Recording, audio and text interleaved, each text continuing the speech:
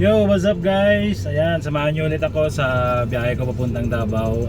November 1 ngayon, so sakto, wala siyang masyadong traffic. So, ayan, samahan nyo ako sa aking biyahe. Let's G! At syempre guys, tumawag ang aking amigo.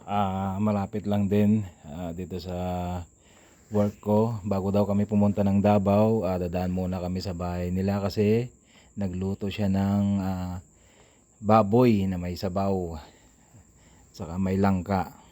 Ayan. Pinapadaan kami.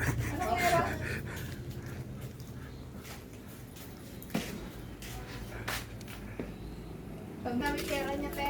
Abaw! Uga. Ay, Gimasan, Brad.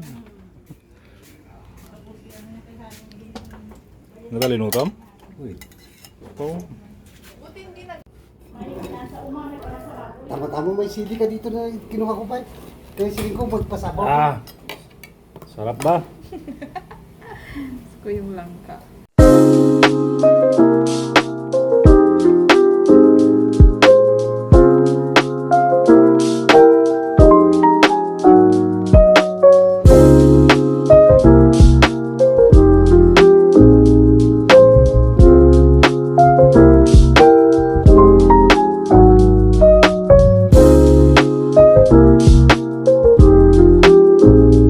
Oh, utok ko. Wow, laki. Ito na. Thank you, De. Welcome to my vlog. Tirahin natin yung... Yo guys, what's up? Dito kami ngayon sa Tacurong City. Ayan. Dito kami ngayon sa fruit stand. Siyempre bibili kami ng kahit pa paano may pasalubong kami papuntang Davao. Ayan. So ayan siya guys. Ayan, dami din bumibili. Ayan. Ang daming mga prutas. Ayan, mga durian, mga pinya. Siyempre sari-sari yan. Ngayon kasi November 1, nasa sementeryo halos lahat ng mga tao.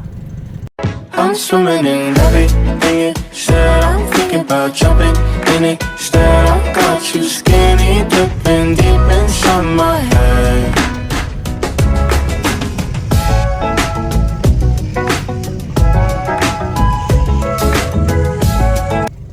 Yo, what's up guys? Ayan, dito na kami sa Makilala.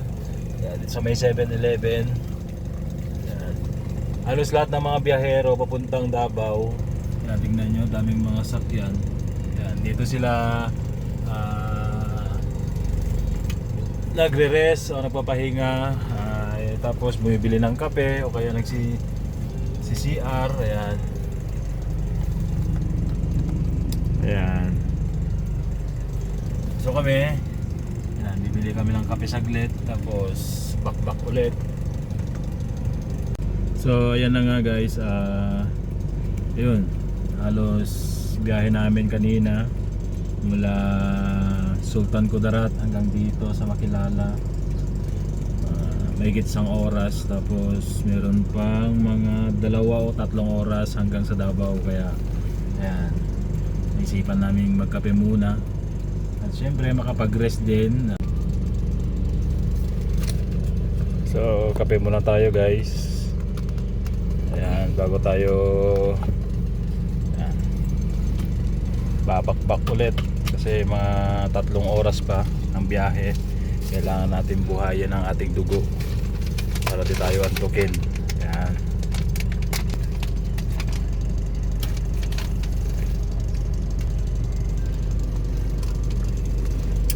Let's go.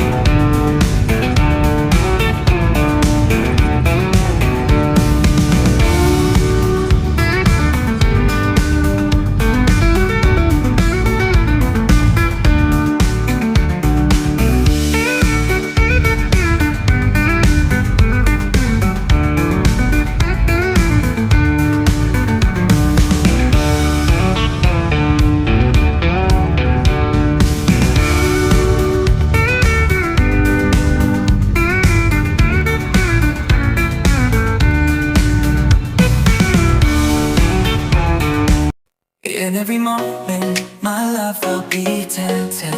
We're sealed in forever, always, every moment. Even in the face of greatest charm, my thoughts will be all yours, my motto one. And when the search comes at the end of the road, be it death, be it loneliness, I'll be your road. I'd say of the love we once knew, that it's not immortal, but a flame that grew for the love we So what's up guys, nandito na kami sa Davao. So ayan, at syempre medyo ginabihan na kami dahil sa pagpasok mo ng Davao medyo matindi ang traffic.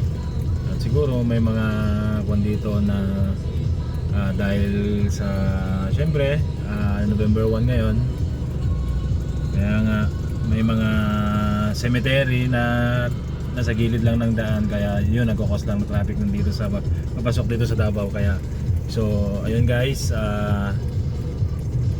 yun sa susunod na vlog, yan, thank you for watching. Let's G, yan.